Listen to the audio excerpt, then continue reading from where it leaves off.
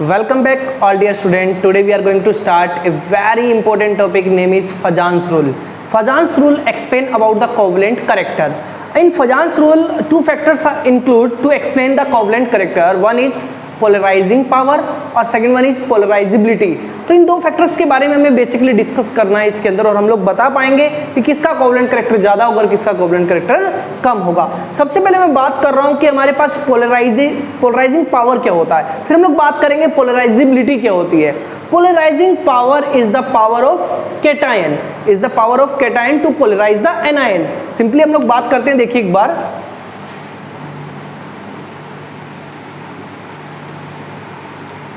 Polarising power हम लोग बात कर रहे हैं किसकी, फजान्स रूल की।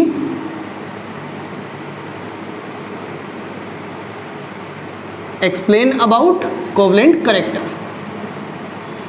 Explain about covalent character. First हम लोग डिस्कस करेंगे polarising power. Polarising power is the power of cation, power of cation to polarise the anion, to polarise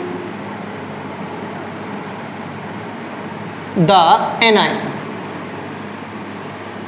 it means power of cation to polarise the anion. काफी simple factor है। जैसे मान लो हम लोग एक बात करें, हम लोग के पास लिथियम है, सोडियम है, पोटेशियम है, ठीक है। हम लोग के पास यहाँ पे क्लोराइड आयन रखा हुआ है, this one is the anion. So cation की कितनी पावर है जो एनायन को अपनी तरफ अट्रैक्ट कर लेगा, ठीक है। This one is the polarising power of cation. अब पोलराइजिंग पावर ऑफ कैटायन किस पे डिपेंड करेगा, उस फैक्टर्स के बारे में डिस्कस करेंगे। वैसे सिंपली अगर हम लोग बात करें तो जितना ज्यादा स्मॉल साइज होगा ना कैटायन का, स्मॉल साइज होगा, उतनी ज्यादा क्या होगी, पोलराइजिंग पावर होगी किसकी, कैटायन की। तो power of cation to polarise the anion, काफी सिंपल है। बात कर रहे हैं नेक्स्ट हमारे पास है पोलराइजिबिलिटी, काफी सिंपल है। The tendency of an anion to get polarized। तो सिंपल सी बात यहां पर क्लियर हो रही है कि पोलराइजेशन पावर हमारे पास क्या है, कैटायन की। कैटायन की पावर का मीनिंग क्या होगा, कैटायन कितना ज्यादा एनायन को अपनी तरफ अट्रैक्ट करेगा। और पोलराइजिबिलिटी का मीनिंग ये है the tendency of an anion to get polarise, अपने आप कितना एनायन मूव करेगा किसकी साइड पे, कैटायन की साइड पे। अब इसमें कुछ फैक्टर्स है जिसको हम लोग लेकर के चलेंगे। पूरा का पूरा जो फजान्स रूल है, ये जो हमारे पास फजान्स रूल है, ये दो फैक्टर्स पे बात करेगा, पोलराइजेशन पावर और पोलराइजिबिलिटी। जितनी ज्यादा पोलराइजेशन पावर होगी उतना ज्यादा कोवेलेंट कैरेक्टर होगा, और जितनी ज्यादा पोलराइजिबिलिटी होगी किसकी, एनायन की, उतना ही ज्यादा क्या होगा, कोवेलेंट कैरेक्टर होगा। तो इन दोनों बातों पे डिपेंडेंसी हो गई किसकी, फजान्स रूल की। तो फजान्स रूल में अगर एनायन की बात करते तो हम लोग क्या वर्ड यूज करेंगे, पोलराइजिबिलिटी ऑफ एनायन।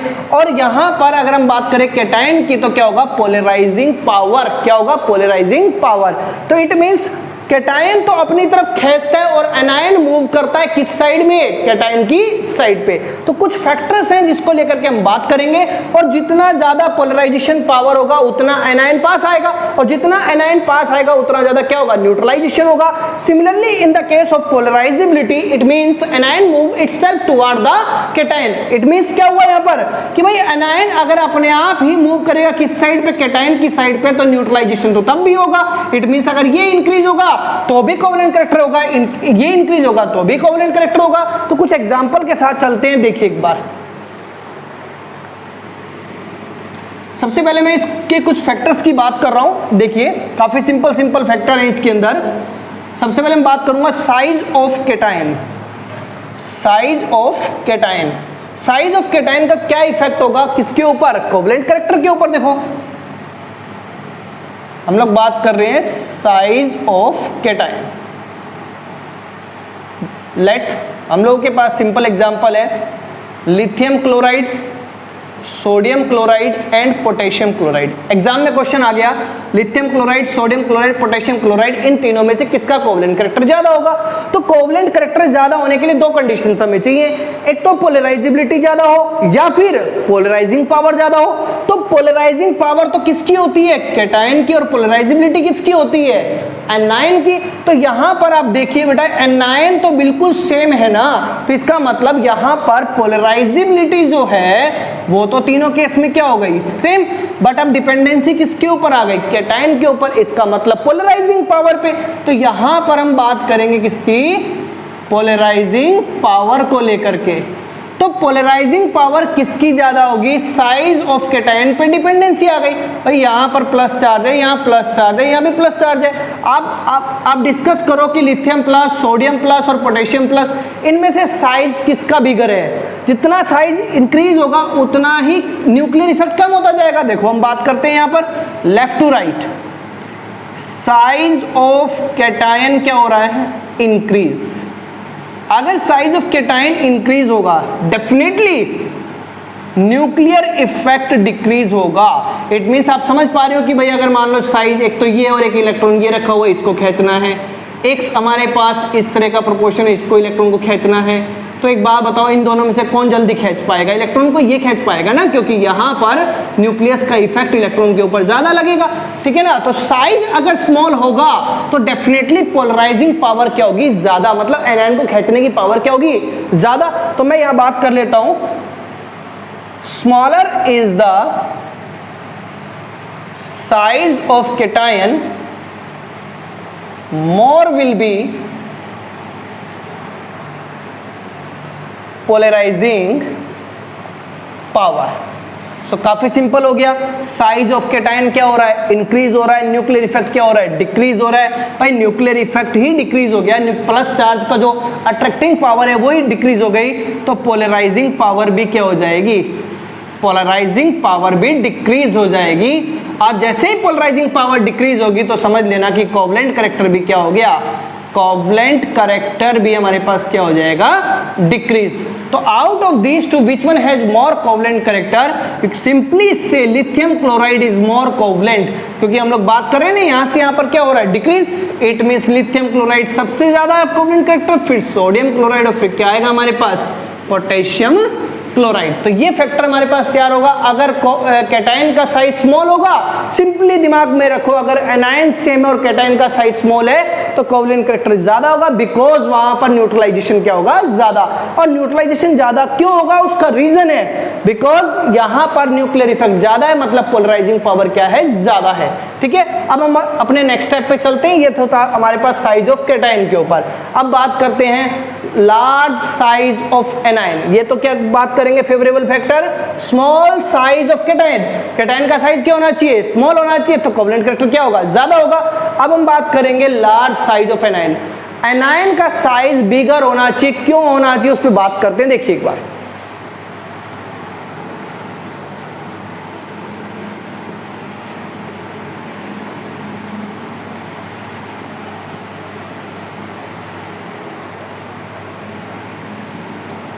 देखो large size of anion, anion का साइज लार्ज होना चाहिए, क्यों, देखो larger is the size of anion, more will be polarisability. It means जो एनायन है वो अपने आप ही किस साइड मूव करेगा, कैटायन की साइड पे, तो पोलराइजेबिलिटी क्या हो जाती है, ज्यादा, अगर लार्ज साइज हो। तो मैं एक एग्जांपल ले रहा हूं, देखो काफी सिंपल सा एग्जांपल है। हम लोग के पास लिथियम फ्लोराइड है, लिथियम क्लोराइड है, लिथियम ब्रोमाइड है और लिथियम आयोडाइड है, ठीक है। तो अब वही वाली बात है कि भाई हमारे पास इन सभी केसेस में क्या है, लिथियम है, तो कैटायन का फैक्टर तो कोई मायने नहीं रखता। मतलब अब डिपेंड करेगा किसके ऊपर, कोवलेंट कैरेक्टर एनायन के ऊपर। तो एनायन हमारे पास एक तो फ्लोराइड आयन है, एक क्लोराइड आयन है, एक ब्रोमाइड आयन है और एक आई नेगेटिव आयन है। अब कौन कितना ज्यादा लिथियम की तरफ जाएगा? लिथियम तो सभी को सेम अमाउंट में खींच रहा है क्योंकि उसका इफेक्ट तो सभी पे सेम लगेगा, बट कौन ज्यादा खुद की तरफ से मूवमेंट करेगा? तो यहां पर काफी क्लियर हो रहा है, size of anion increases so that polarizability increases and covalent character increases। तो covalent character क्या हो जाएगा? increase। तो out of these which one has more covalent? lithium iodide और लिथियम ब्रोमाइड, लिथियम फ्लोराइड। इस तरह से हम सिंपली बता सकते हैं कि किसका कोवलेंट कैरेक्टर क्या होगा? ज्यादा होगा। अब हम बात करते हैं हमारे नेक्स्ट पॉइंट पे। नेक्स्ट पॉइंट हमारे पास चार्ज ऑन कैटायन। अभी साइज की बात कर रहे थे, अब हम क्या बात करेंगे? Charge on cation. कितना ज्यादा चार्ज है, जितना ज्यादा चार्ज होगा ना कैटायन पे उतना ही ज्यादा क्या होगा? Polarising power. क्या होगी? Polarising power. देखिए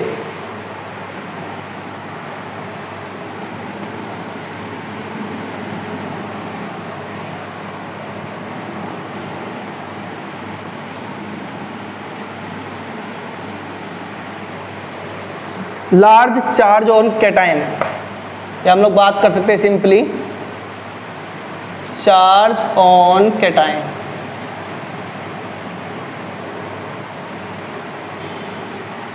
large charge on cation more will be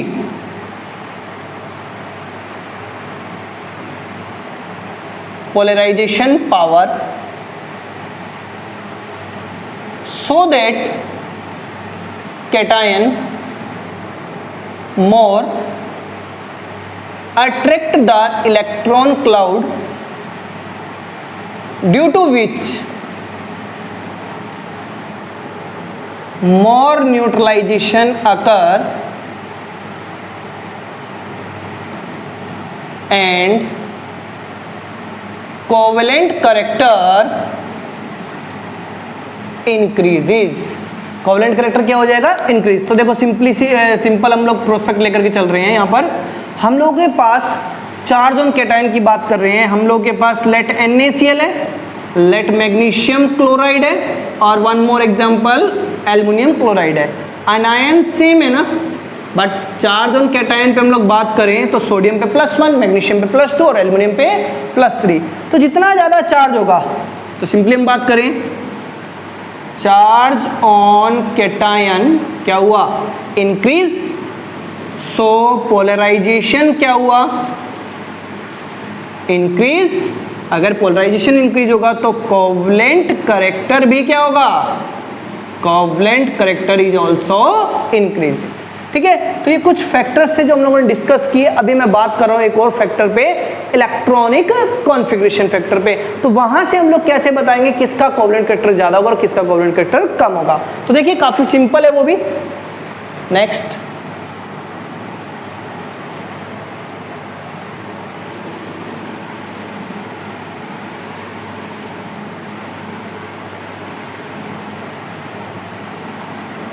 देखो, इलेक्ट्रॉनिक कॉन्फ़िगरेशन ऑफ कैटायन। हम लोग एक एग्जांपल ले लेते हैं। देखो कैसे एग्जांपल लेते हैं। हम लोगों के पास लेट NaCl है और कॉपर क्लोराइड है। ठीक है, यहाँ पे +1 चार्ज है, यहाँ भी +1 चार्ज है। ठीक है, इसके आउटर मोस्ट में 281 कॉन्फ़िगरेशन है और ये 1 इलेक्ट्रॉन इजेक्ट हो गया, तो आउटर मोस्ट में कितने इलेक्ट्रॉन्स हैं? 8। और यहाँ पर 1 इलेक्ट्रॉन, क्योंकि 29 होता है कॉपर का, तो हमारे पास 2, 8 और क्या हुआ आउटर मोस्ट में 18 के अराउंड। ठीक है, अब हम बात करते हैं। देखो when 2 cation have same size and same charge, so covalent character is find on the basis of electronic configuration.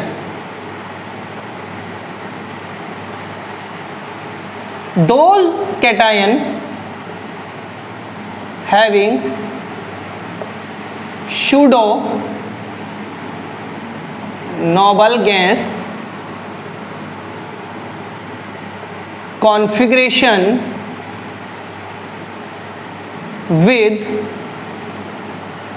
18 electron in the outermost shell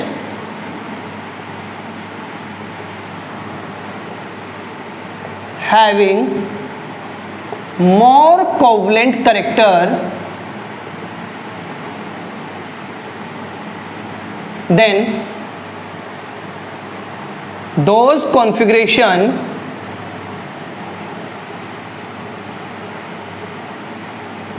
having 8 electron in the outermost shell. सो आपको काफ़ी क्लियर हो गया होगा, ये दोनों पे charge same है, दोनों का साइज सेम है, तो एक बार बताओ किसका कोवलेंट कैरेक्टर ज़्यादा होगा? Because having 18 electron in the outermost shell, so this one has more covalent character compare to this. So Fajans rule का लास्ट फैक्टर हम लोगों ने डिस्कस किया. अब हम लोग स्टार्ट करने वाले हैं रेजोनेंस कॉन्सेप्ट. नेक्स्ट हम लोग डिस्कस कर रहे हैं, हमारे पास कोवलेंट कैरेक्टर के कुछ कैरेक्टरिस्टिक्स, उसके बाद हम लोग रेजोनेंस स्टार्ट करेंगे. काफ़ी सिंपल प्रोस्पेक्ट है. देखिए एक बार, सबसे पहले हम लोग, मैं कैरेक्टरिस्टिक्स की बात करूँ कोवलेंट कैरेक्टर की, तो सबसे पहले हम लोग बात करेंगे physical state. Physical state generally हम लोग बात करें तो कोवलेंट जो मॉलिक्यूल है वो सॉलिड फॉर्म में मिलेगा, लिक्विड में भी, और हम लोग बात करते हैं गैसियस फॉर्म के अंदर भी. सेकेंडली हम लोग बात करें तो इसकी क्रिस्टलाइन फॉर्मेशन नहीं होती है, मॉलिक्यूल फॉर्मेशन है. और नेक्स्ट हम लोग बात करते हैं मेल्टिंग एंड बॉइलिंग पॉइंट पे. तो मेल्टिंग एंड बॉइलिंग पॉइंट क्या होगा? इसका लो होगा, बिकॉज इनमें रिजिडिटी ज़्यादा नहीं होती और इसमें फोर्सेज ऑफ अट्रैक्शन परफेक्ट, मतलब और अच्छे फोर्सेज नहीं होते. आयनिक के अंदर हम लोग बात करें तो वहाँ पे इलेक्ट्रोस्टैटिक फोर्सेज होंगे. ठीक है. नेक्स्ट हम लोग बात करें इसमें तो डायरेक्शनल इन नेचर होगा. डायरेक्शनल इन नेचर, जो यहाँ बॉन्ड फॉर्मेशन होता है वो शेयरिंग से बनते हैं, इसलिए क्या होते हैं? Directional in nature. Remind once again, ionic bond are non directional but covalent bonds are directional in nature. Next हम लोग बात करें solubility. Covalent compound are generally non-polar, so soluble in non-polar solvent like organic solvent. Example हम लोग लें, hexane ले सकते हैं, बेंजीन ले सकते हैं. इस तरह से हम लोग काफ़ी एग्जाम्पल्स यहाँ पे कंसिडर कर सकते हैं. सो ये सिंपल कैरेक्टरिस्टिक्स हैं किसके? कोवलेंट कंपाउंड के. अब हम लोग बात करने वाले हैं बहुत इंपॉर्टेंट फैक्टर है जिसका नाम है रेजोनेंस. रेजोनेंस क्या है, इसके अंदर हम लोग क्यों रेजोनेंस पढ़ते हैं, क्या क्या इनके रीजंस हैं, उसके बारे में डिस्कस करेंगे. देखिए एक बार, काफ़ी इंपॉर्टेंट पोर्शन है ये. देखिए रेजोनेंस,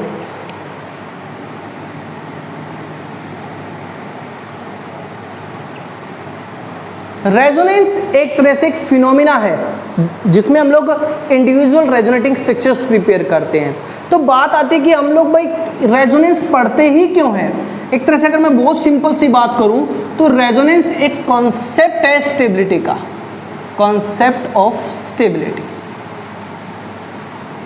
हम लोग बोल सकते हैं इसको कॉन्सेप्ट ऑफ स्टेबिलिटी. इसका तो बात करते हैं रेजोनेंस एक फिनोमिना क्या है. अब बात करता हूं, देखिए इसके अंदर देखो, in certain molecule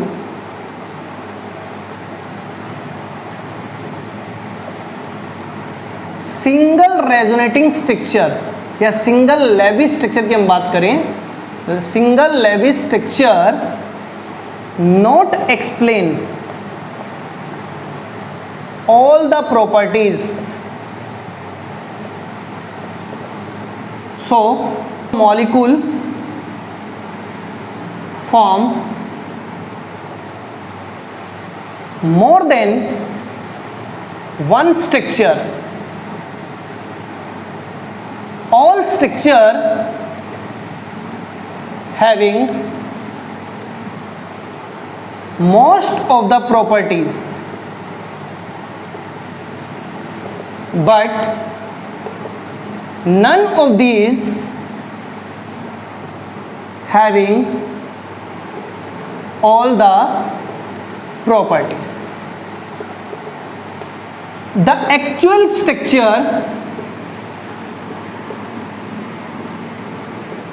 in between all individual structure are known as hybrid structure, and this phenomena are known as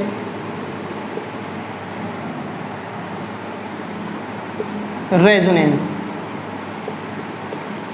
देखो अब इसके बारे में थोड़ा बहुत डिस्कस करते हैं कि एक्चुअल में ये है क्या। बेटा बहुत से मॉलिक्यूल हैं जो सिंगल लेविस स्ट्रक्चर नहीं बनाएंगे, उसमें क्या होगा, इलेक्ट्रॉन्स की ट्रांसफॉर्मेशन चलती रहती है, डिलोकलाइजेशन चलता रहता है, जिस वजह से उनकी एक से ज़्यादा स्ट्रक्चर बन जाती है। तो उसकी एक सिंगल मॉलिक्यूल्स के बारे में हम कुछ भी एक्सप्लेन नहीं कर पाते, हम सभी रेजोनेटिक स्ट्रक्चर ड्रॉ करेंगे और उसका कंक्लूजन लेकर के बताते हैं कि मॉलिक्यूल कितना स्टेबल होगा, कितना अनस्टेबल होगा, कितना इसमें डिलोकलाइजेशन हो रहा, कितना नहीं हो रहा। ठीक है, जैसे मैं कुछ एग्जाम्पल अभी लूंगा, पहले इस डेफिनेशन को क्लियर करते हैं। Not explain all the properties, so molecule form more than one structure, molecule से एक से ज्यादा स्ट्रक्चर बनाएगा। ठीक है, बट all the molecules या all the structures having most of the property but none of these having all the properties, इन सभी structures की कॉम्बिनेशन से या इन स्ट्रक्चर की सभी स्ट्रक्चर के बीच की एक स्ट्रक्चर बनेगी जिसको हम लोग बोलेंगे क्या, resonance hybrid. Resonance hybrid, hybrid का मतलब ये होता है कई चीजों से मिलकर बनना। जैसे हमें हाइब्रिडाइजेशन पढ़ा था तो डिफरेंट ऑर्बिटल से मिलकर क्या बना था, हाइब्रिड ऑर्बिटल बना था। ठीक है, तो कई चीजों से मिलकर के एक स्ट्रक्चर बनेगी और उस स्ट्रक्चर्स के अंदर सारी प्रॉपर्टीज होंगी, किसकी, आपके पास कोई भी मॉलिक्यूल की। इस पूरे के पूरे फिनोमिना को हम लोग क्या बोलते हैं फिर, रेजोनेंस। क्या बोलेंगे, रेजोनेंस। अभी और अच्छे लेवल से समझते हैं कुछ एग्जांपल के साथ। एक बार देखिए इसके अंदर, देखिए मैं कुछ एग्जांपल लेता हूं ताकि और पॉइंट हमारे क्लियर होंगे। जैसे देखिए हम लोग के पास O3 है, ओजोन, कार्बोनेटेड आयन है। ठीक है, कार्बोनेटेड आयन है, सल्फेट आयन है, फॉस्फेट आयन है। तो ये सभी जो आयन है इनकी रेजोनेटिक स्ट्रक्चर ड्रॉ करेंगे। और भी काफी ले सकते हैं हम लोग, नाइट्रेट आयन ले सकते हैं। अब O3 देखो, सबसे पहले O डबल बॉन्ड O और ये हमारे पास क्या होगा बेटा, सिंगल बॉन्ड O। तो आप लोग देख रहे हो कि अगर मुझे इसकी स्ट्रक्चर ड्रॉ करनी है, देखो ये जो सिंबल मैंने ड्रॉ किया ना, किसका है, रेजोनेंस का सिंबल है। अब क्या होगा, देखो भाई आप लोग ये भी बोल सकते हो ना कि सर इसकी स्ट्रक्चर ऐसी नहीं, कुछ ऐसे बना दे तो क्या प्रॉब्लम है, भाई कोई प्रॉब्लम नहीं है। ठीक है ना, अब इन दोनों के बीच की एक ऐसी स्ट्रक्चर बनेगी जिसको हम लोग क्या बोलेंगे, रेजोनेंस हाइब्रिड बोलेंगे। क्या बोलेंगे, रेजोनेंस हाइब्रिड। जैसे ये स्ट्रक्चर मैंने बना दी और अब मैंने यहाँ पे डॉट डॉट डॉट दिखा दिया, यहाँ पे डॉट डॉट दिखा दिया, मतलब कि ये जो डबल बॉन्ड है ना, ये मूवमेंट कर रहा है। और ये डबल बॉन्ड कौन सा है भाई, ये हो गया सिग्मा और ये कौन सा हो गया, पाई बॉन्ड। तो पाई बॉन्ड का क्या हो रहा है यहाँ पर, डिलोकलाइजेशन। क्या हो रहा है, डिलोकलाइजेशन। मतलब पाई बॉन्ड यहाँ से यहाँ पे शिफ्ट होगा और ये वाला पाई बॉन्ड फिर वापस यहाँ से यहाँ शिफ्ट हो जाएगा। तो आप देख रहे हो हम लोगों ने जब लेविस स्ट्रक्चर की थी तो O डबल बॉन्ड O और O इस तरह से बनाया था। ठीक है, आप इसको ऐसे भी लिख सकते थे और दूसरा फॉर्मेशन आप इसको डेटिव बॉन्ड से भी प्रेजेंट कर सकते थे। तो आप ऐसे लिख लो चाहे कैसे, ये दोनों की दोनों क्या हो गई हमारे पास, एक तरह से रेजोनेटिंग स्ट्रक्चर। तो ये क्या बनी हमारे पास, रेजोनेंस हाइब्रिड। अब देखो हम लोग के पास कितने बॉन्ड बन रहे हैं, 1 2 3 बॉन्ड बन रहे हैं ना। तो 3 बॉन्ड बन गए मान लो। ठीक है, कितनी स्ट्रक्चर बनी, 1 and 2, टोटल 2 रेजोनेटिंग स्ट्रक्चर बनी ना। तो 2 रेजोनेटिंग स्ट्रक्चर हो गई। तो टोटल बॉन्ड ऑर्डर कितना आ जाएगा, 1.5। अब आप देख रहे हो कि सर यहाँ तो डबल बॉन्ड है, यहाँ सिंगल बॉन्ड है। तो ऐसा नहीं है, इसके अंदर इसमें क्या हो रहा है, डीलोकलाइजेशन हो रहा है। जिस वजह से तो बताया जा रहा था कि ये दोनों के दोनों जो लेविस स्ट्रक्चर आपने प्रेजेंट की है उसमें टोटल प्रॉपर्टीज नहीं है। इसके अंदर देखो आपको टोटल प्रॉपर्टीज दिखाई देगी, ठीक है ना। अब इसका एक्चुअल मीनिंग ये भी नहीं है कि इसका ऑर्डर 1.5 होगा, इसका एक्चुअल मीनिंग है कि ऑर्डर 1 से ज्यादा और 2 से कम होगा। इस तरह के एक्सप्लेनेशंस दिए गए थे किसमें, रेजोनेंस में। अब बात करते हैं भाई, ये अगर इसका बॉन्ड ऑर्डर 2 नहीं है तो 1.5 है मान लो, तो ये सारा कॉन्सेप्ट कहां से आया था, रेजोनेंस से। कहां से आया था, रेजोनेंस से। और भी बात करते हैं देखो इसके अंदर, और फिर हम लोग एट द एंड ये भी स्टडी करेंगे कि जो रेजोनेटिंग स्ट्रक्चर जब हम ड्रॉ करते हैं उनकी क्या क्या कंडीशंस होनी चाहिए, उस पर भी बात करेंगे। देखो अभी मैं सेकेंडली बात कर रहा हूं किस पे, कार्बोनेटेड आयन पे। कार्बोनेटेड आयन की रेजोनेटिंग स्ट्रक्चर आप कैसे ड्रॉ करोगे। देखो काफी सिंपल है कार्बोनेटेड आयन की रेजोनेटिंग स्ट्रक्चर ड्रॉ करना। जैसे हम लोग लेविस स्ट्रक्चर में इस तरह से प्रेजेंट कर देते थे, ठीक है, ये प्रेजेंट कर दिया। अब हम लोगों ने डबल हेडेड एरो लिया। अब इसकी पॉसिबल स्ट्रक्चर्स क्या क्या बन सकती है उस पर बात करते हैं। देखो यहाँ पर हम लोगों के पास ये मैंने इस तरह से कंडीशंस बना दी, ठीक है। आपको एक रिमाइंड करने की ट्रिक बता देता हूँ, जितने ऑक्सीजन होंगे उतनी रेजोनेटिंग स्ट्रक्चर बनने वाली है अब यहाँ पर, ठीक है। तो देखो हमारे पास यहाँ पर O और यहाँ, हम मैंने दोनों यहाँ नेगेटिव लगा दिया और यहाँ पर डबल बॉन्ड लगा दिया, ठीक है। इस वाले के पास भी डबल बॉन्ड आ गया, यहाँ पर भी डबल बॉन्ड आ गया। अब कहाँ रह गया, यहाँ पर डबल बॉन्ड, तो यहाँ पर भी डबल बॉन्ड लगा देंगे, ठीक है। तो ये हमारे पास क्या बन गया, 3 रेजोनेटिंग स्ट्रक्चर। टोटल कितनी रेजोनेटिंग स्ट्रक्चर बन गई, 3। अब इसका हाइब्रिड स्ट्रक्चर क्या होगा, एक्चुअल स्ट्रक्चर क्या होगा, उस पर बात करते हैं। तो देखिए इसका एक्चुअल स्ट्रक्चर होगा जैसे हमारे पास ये ऑक्सीजन ऑक्सीजन ऑक्सीजन, 3 ऑक्सीजन हो गए। अब हम लोग क्या करेंगे, देखो इसके अंदर हम लोग इस तरह से शो करेंगे कि डीलोकलाइजेशन हो रहा है। बेटा पाई इलेक्ट्रॉन्स जो है ना, देखो यहाँ पर पाई इलेक्ट्रॉन्स है ना, तो ये डीलोकलाइज कर रहे हैं। क्या कर रहे हैं, डीलोकलाइज। रेजोनेंस की कंडीशंस होती है, हमारे पास क्या होना चाहिए, double bond single bond, double bond single bond. इसको हम लोग बोलते हैं कंजुकेशन। क्या बोलते हैं, कंजुकेशन। या फिर आपके पास क्या हो, double bond single bond negative charge, या फिर आपके पास क्या हो, double bond single bond lone pair. ये कंडीशंस होती हैं किसकी, रेजोनेंस होने के लिए। तो यहाँ पर फर्स्ट रेजोनेटिंग स्ट्रक्चर, ये सेकंड और ये थर्ड। बट आप देख रहे हो this one is the hybrid structure. Main structure कौन सी है, वो वाली स्ट्रक्चर है। अब देखो इसके अंदर हम लोग क्या करेंगे, एक शॉर्ट ट्रिक से हम लोग इसका बॉन्ड ऑर्डर भी निकाल सकते हैं। बट देखो काफी सिंपल है। बॉन्ड ऑर्डर निकालने का एक फॉर्मूला मैंने प्रीवियस लेक्चर में डिस्कस किया था आप लोगों से। क्या होगा, total number of bond 1 2 3 4 total bond है। नंबर ऑफ रेजोनेटिंग स्ट्रक्चर कितनी है, 3। तो यहाँ से आ जाएगा 1.33 के अराउंड बॉन्ड ऑर्डर। तो बॉन्ड ऑर्डर निकालना काफी सिंपल है इन रेजोनेटिंग स्ट्रक्चर के थ्रू, ठीक है। तो अब हम और आगे बात करते हैं, कुछ और चीजें देखते हैं। देखो सल्फेट आयन भी है, फॉस्फेट आयन भी है, नाइट्रेट आयन भी है, उन पे बात करते हैं। देखिए इनमें एक चीज ध्यान रखनी है आपको, जैसे मैं कुछ चीजें आपको डिस्कस करूंगा अभी, रेजोनेटिंग स्ट्रक्चर किस किस तरह से हम लोग ड्रॉ करते हैं और उसके क्या क्या रूल्स होते हैं। जैसे सल्फेट आयन की हम लोग बात कर लेते हैं। सबसे पहले कुछ रूल्स मैं आपको अभी डिस्कस कर देता हूं। देखो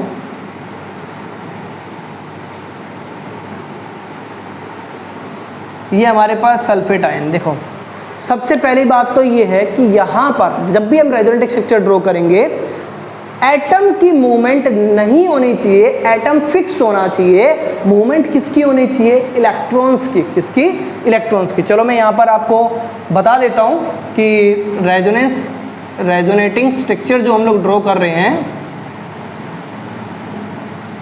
उनकी कंडीशंस क्या क्या होनी चाहिए।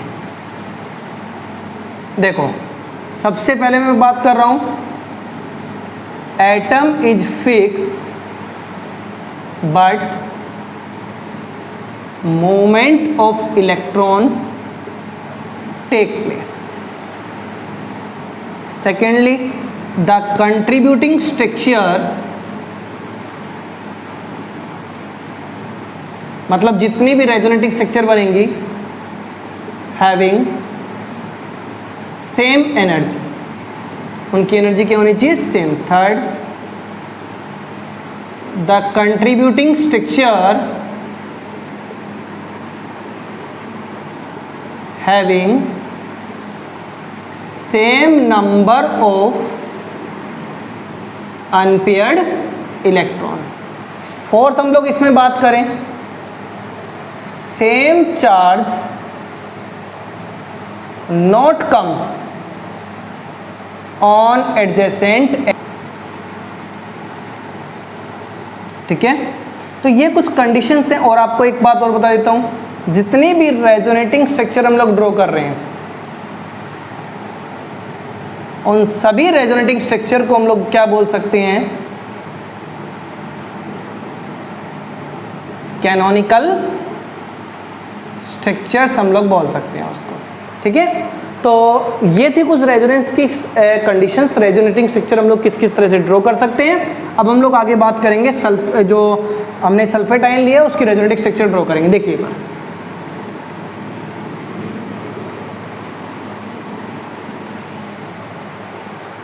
बेसिकली हमें ये ध्यान रखना बिल्कुल ज़रूरी है कि जैसे मान लो यहाँ पर हमारे पास जितने भी इसके पास इलेक्ट्रॉन्स प्रेजेंट हैं वो सभी एज सच होने चाहिए, उनमें जो एटम फिक्स होंगे, एटम की मूवमेंट नहीं होंगी, उस पे सभी पे हमें ये चीज़ ध्यान रखनी है सभी स्ट्रक्चर्स के अंदर, ठीक है। अभी मैं आपको सिर्फ फॉर्मली ये रिप्रेजेंट करके दिखा रहा हूँ, क्योंकि 4 ऑक्सीजन एटम है तो 4 रेजोनेटिंग स्ट्रक्चर डेफिनेटली बनने वाली है इनकी।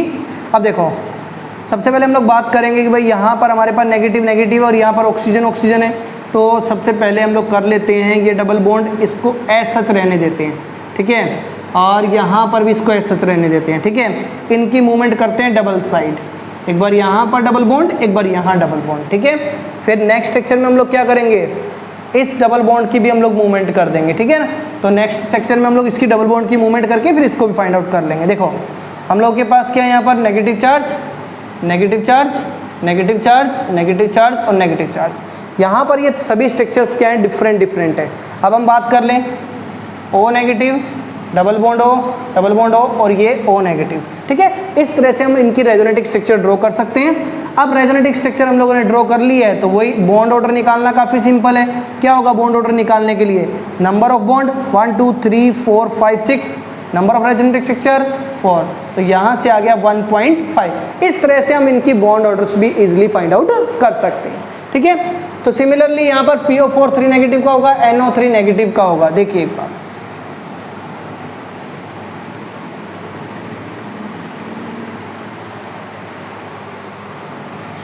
NO3 नेगेटिव के लिए मैं ड्रॉ कर रहा हूँ यहाँ पर अब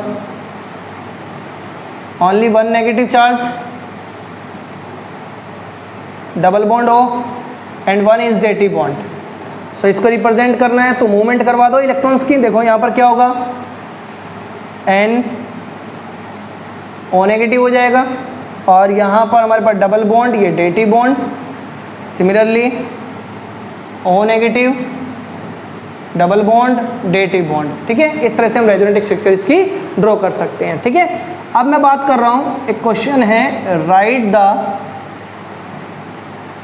resonating structure of azide. This one is the azide. Azide मतलब हाइड्राजीन हम लोग बात कर सकते हैं। एजाइड फॉर्मेशन होती है N3 नेगेटिव, जब H+ निकल जाएगा, ठीक है। देखिए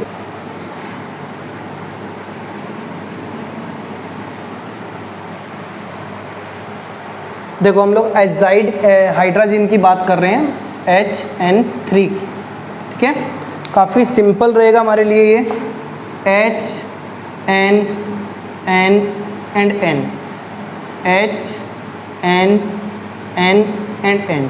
थर्ड बना लेते हैं H N N और ये N, ठीक है।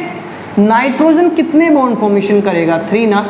अगर इसने 2 किए तो क्या चार्ज आएगा, नेगेटिव। और अगर 4 बॉन्ड बनाएगा तो क्या चार्ज आएगा, पॉजिटिव। एक्स्ट्रा में पॉजिटिव और कम में क्या आएगा, नेगेटिव, ठीक है। अब देखो सबसे पहले हम लोग बात करते हैं, हम लोगों के पास लेट कंसिडर कर लेते हैं यहाँ पर हमारे पास कितने बॉन्ड हैं। हम लोगों ने यहाँ पर बना लिए मान लो ट्रिपल बॉन्ड, ठीक है। तो ट्रिपल बॉन्ड बनने से क्या होगा, ये तो न्यूट्रल हो गया ना, 3 बॉन्ड बनने थे 3 बॉन्ड बन गए। यहाँ पर 4 बॉन्ड बन गए तो यहाँ पे क्या आया, पॉजिटिव। लेकिन यहाँ पर कितने बॉन्ड है, टोटल 2 बॉन्ड है, तो क्या आएगा, नेगेटिव चार्ज आएगा। अब फिर मूवमेंट करते हैं इस चार्जेस की। देखिए बाकी आप लोग सेम दिखा सकते हो, लोन पेयर वगैरह सब कुछ सेम दिखा सकते हो। H N N N है। अब क्या करेंगे, हम लोगों ने यहाँ पे बना दिया, ठीक है। आपने देखा कि इस पे पॉजिटिव चार्ज आ गया, इस पे पॉजिटिव चार्ज आ गया, तो इस पे क्या आएगा -2 आ जाएगा, क्योंकि बॉन्ड कितने बने 3, लेकिन बन कितने रहे हैं सिंगल बॉन्ड, तो यहाँ से फॉर्मेशन हो जाएगी। अब हम लोग नेक्स्ट बात करें तो इस वाले केस में क्या होगा, देखो इस वाले केस में भी काफ़ी सिंपल रहेगा। अगर हम डबल बॉन्ड बनाते हैं यहाँ पर, तो देखो यहाँ पर हमारे पास कितने बॉन्ड बन गए नाइट्रोजन के 3, यहाँ पे नाइट्रोजन कितने बन गए हमारे पास 3, बट यहाँ पर कितना है -2 है ना, तो देखो डबल बॉन्ड कर देंगे इस साइड में। डबल बॉन्ड करने से क्या होगा, यहाँ पर हमारे पास कितने बन गए 3, लेकिन यहाँ पर कितने हैं 4 और यहाँ पर कितने हैं 2, तो यहाँ -1 आ जाएगा। तो इस तरह से हम रेजोनेटिक स्ट्रक्चर्स को बना सकते हैं, ठीक है। अब मैं बात कर रहा हूँ रेजोनेंस एनर्जी क्या है। देखिए रेजोनेंस एनर्जी काफ़ी सिंपल कॉन्सेप्ट है रेजोनेंस एनर्जी का भी, और उसके बाद में आपको बेंजीन की रेजोनेटिक स्ट्रक्चर और बताऊंगा। देखिए रेजोनेंस एनर्जी काफ़ी सिंपल है। रेजोनेंस एनर्जी जैसे कि हमारे पास एक हाइब्रिड ऑर्बिटल है या हाइब्रिड मॉलिक्यूल है, हम लोग इसको रेजोनेंस हाइब्रिड भी बोल सकते हैं, जो अभी हमने बनाया था। और ये कैनोनिकल स्ट्रक्चर्स हैं, फर्स्ट रेजोनेटिक स्ट्रक्चर, सेकेंड, थर्ड। इन सभी में से कौन सब, जैसे ये एनर्जी का प्रोस्पेक्ट है, तो इन सब में से सबसे ज़्यादा स्टेबल स्ट्रक्चर कौन सी होगी, जो सबसे कम एनर्जी रखेगा। सबसे कम एनर्जी किसकी है, फर्स्ट वाले की। तो यहाँ से यहाँ तक की जो एनर्जी होती है उसको हम क्या बोलते हैं, resonance energy. The energy in between the hybrid orbital, या फिर हम लोग बोल सकते हैं हाइब्रिड जो स्ट्रक्चर है वो, और उसकी first resonating structure with have least energy and most stable. तो इन दोनों के बीच की जो एनर्जी होगी वो क्या होगी, रेजोनेंस एनर्जी। अभी देखो और भी बात कर लेते हैं। जैसे हम लोगों के पास बेंजीन है, तो बेंजीन में क्या होगा, इसके भी हम लोग इलेक्ट्रॉन डिलोकलाइजेशन करेंगे। ये इलेक्ट्रॉन्स यहाँ पर, ये इलेक्ट्रॉन्स यहाँ पर और ये इलेक्ट्रॉन यहाँ पर। तो सिग्मा बॉन्ड की मूवमेंट नहीं होगी, किसकी होगी, सिर्फ पाई बॉन्ड की मूवमेंट होगी। तो ये हमारे पास पाई बॉन्ड की मूवमेंट करके ये स्ट्रक्चर बन गई। ये दोनों की दोनों स्ट्रक्चर किसने दी थी, कैकुले ने, ठीक है ना। अगर दीवार स्ट्रक्चर बनानी है तो देखो दीवार स्ट्रक्चर भी काफ़ी सिंपल है, 3 रेजोनेटिक स्ट्रक्चर बन जाएंगी देखो, और ये हमारे पास थर्ड, ठीक है। तो ये जो फॉर्मेशन है वो कौन सी फॉर्मेशन है, 1 रेजोनेटिंग, सेकंड और ये थर्ड। ये कौन सी फॉर्मेशन है, देखिए दीवार ने दी थी, तो ये कौन सी फॉर्मेशन हो गई, दीवार वाली, ठीक है। अब बात आती है कि सर रेजोनेंस का हाइब्रिड ऑर्बिटल कैसे, हाइब्रिड जो स्ट्रक्चर है वो कैसी दिखाई देगी, तो भाई वो ऐसी दिखाई देगी जब डीलोकलाइजेशन चल रहा है ना, तो कुछ इस तरह से आपको वो हाइब्रिड स्ट्रक्चर दिखाई देगी, ठीक है। So this is all about resonance. और रेजोनेंस के और भी काफ़ी क्वेश्चंस हैं जो हम लोग ऑर्गेनिक में डिस्कस करेंगे, और नेक्स्ट हम लोग स्टार्ट करेंगे मॉलिक्यूलर ऑर्बिटल थ्योरी।